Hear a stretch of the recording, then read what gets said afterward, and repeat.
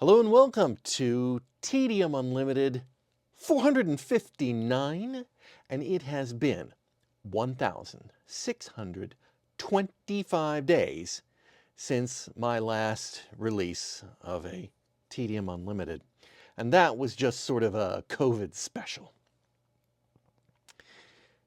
So why am I back? And this is more or less just a teaser, by the way. I've got a lot of work to do, and we'll come to that. We're just back from a trip to Taiwan, and I had new gear. I had these mics. I had an iPhone 16 Pro, and I thought I was going. And it takes amazing photographs. It does amazing photography. It takes amazing photographs and videos, and the night shots and everything, just gorgeous. And the video, pretty darn good, 4K, 120 frame a second if you want to burn up all your space. And then I promptly forgot every lesson I learned in the years I was doing Tedium Unlimited. I didn't shoot pre-roll, I didn't shoot B-roll, I didn't take the moments to shoot video when I should. It was a complete botch. And I put out one video that I did on one day, and it's over on my Lone Locust channel if you want to see it. It's called Day Hike to Xiangshan. I can put a link in the description below. And but that's probably all I'm going to get out of Taiwan. Maybe here I'll do some photos and narration or something, because I've got a lot of photos. I didn't take any video, and the video I took, I was like, wow, did I forget what I was doing. Anyway, that's one reason, is that I just feel like I was losing my grip on this. Final Cut Pro 11 came out, and it's got some cool new features, one of which is probably playing in the background right now, but we'll see. And the other reason is that, perhaps you've heard by now, but a few weeks ago, 75 or 76.5 million people decided to take the world, bend it over a bar stool, and not too happy about that. And we'll come to what that means in a moment. Speaking of new equipment, what you cannot see, because I'm probably matting this out because I can, but I'll show you a picture here, is a cage that I've built around my desk that's covered in acoustic blankets for podcasting purposes, because my podcasting mic's over there, and I don't know if you can see that or not. And it really helps dampen this room. It keeps it warmer in the winter, which is great. And it also keeps it warmer in the summer, which is not so great. Boy, is it not so great. We have to suffer for our art. That's kit for the new, and computers get newer, this, that, and the other, but it's all the same. Family update. It's, like I said, it's been 1,600 days plus. So let's fill you in on what's happening with my family. With me, I'm still retired, and there you go. My wife she was teaching math, 4th and 5th grade. And last year, it became apparent that the children who had been educated in their very early education during COVID were, what's a kind word for this? Not prepared for where they should be. And that's very frustrating for her. So her first area of teaching and expertise is actually early childhood.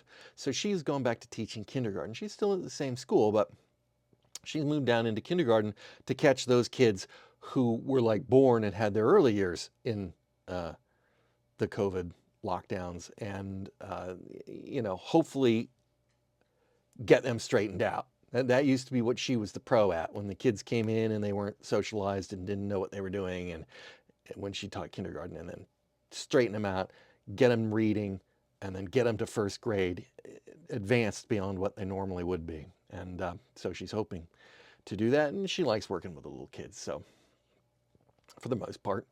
So that's it. Mel's, my oldest child, is in Taiwan and has been since August. They are studying Mandarin Chinese at the National Taiwan Normal University. They have a Mandarin training center there and may be there. The course can go a full 2 years. We don't know how long Mel's wants to stay. It's just going to depend. Just finishing up first, I guess you want to call it a quarter. Basically, they have four classes a year. Maybe it's 3. No, it must be 4. Anyway, the full course would take 2 years. It's now coming to the end of the first one, and they're going on to the second one. And that seems to be going well. James is just got a job, and he is working at Target, doing seasonal work at the moment, but he's pulling stuff for people on mobile orders. So that keeps him on his feet, and he keeps coming home very tired. But that's how you get started working in this world. It's not usually in the best of jobs. Anyway, so back to this whole the world is on fire, what the heck can we do? For several years, we have been, Chuan and I, have been contemplating leaving the United States for our retirement years. Mainly because, we were not getting any younger. Everywhere else in the world, absolutely everywhere else in the world. Let me repeat that. Everywhere else in the world has better health care than the United States. We suck. We may have the best doctors. We may have the best equipment. Both of those are arguable. We certainly don't have bad, although there are bad doctors, but in other words, the quality of our doctors is up there. The quality of our equipment is up there. The problem is the for-pay insurance-based system that we have in the United States. It's a disgrace. And guess what? It's definitely not going to get any better now that the United States is on fire. But there have been reasons that we have not. Kids in school, feeling that maybe they're not prepared to meet the world on their own. But, the time has come. Els is out on their own. James is just getting his feet wet, but, it's time. So the question is, where are we going to go? And there was a very real possibility we were going to move to Taiwan. But I think the new dipshit in chief will let Taiwan burn. If China and Xi Jinping decide to, I can see them seeing a dipshit in chief administration being a signal for them to do it. And that does concern me because Mel's is over there. But it concerns me enough that I don't necessarily want to decide to upend life and move there at this time.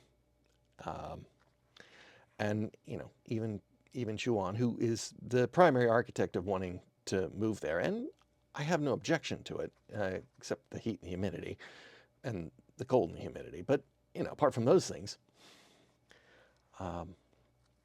it's a great place. And unfortunately, it's under the shadow of lunatics. So, in my mind,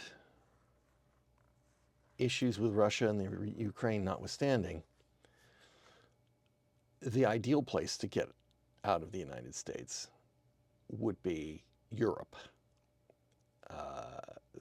Values more in alignment with mine, healthcare systems that are generally far superior to ours.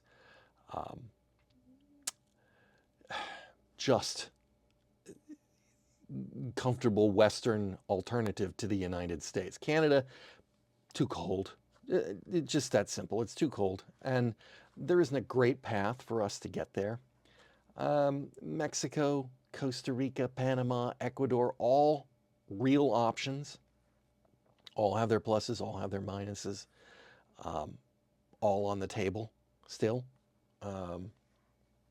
Mexico has proximity and some Spanish ability on my part, as Costa Rica, Panama, Ecuador are all in that.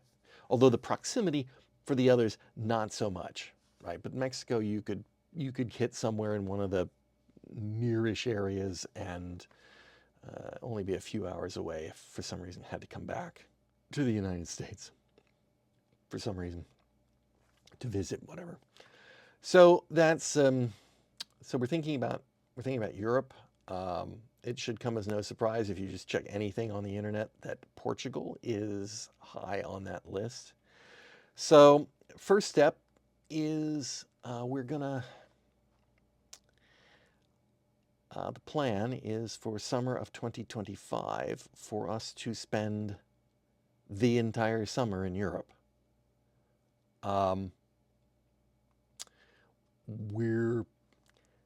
It's cheaper for us to fly into other places and then fly or train or something into Portugal. So the current plan is that somewhere right at the end of May, we're going to fly to the United Kingdom, which I know is no longer part of Europe.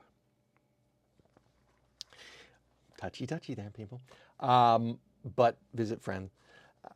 And then I'm not really terribly interested in visiting France, but France actually doesn't have a bad path towards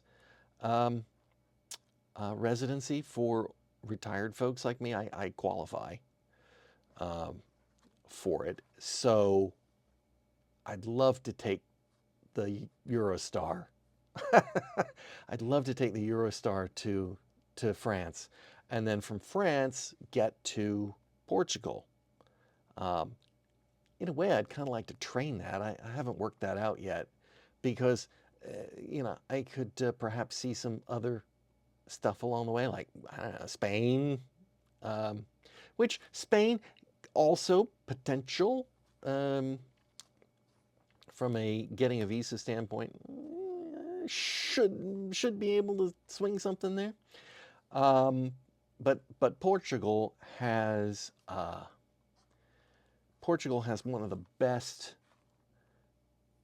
systems for getting me and my spouse into the country on a residency visa, and in 5 years you can become a citizen of Portugal and therefore a citizen of the EU, which is a real nice thing. And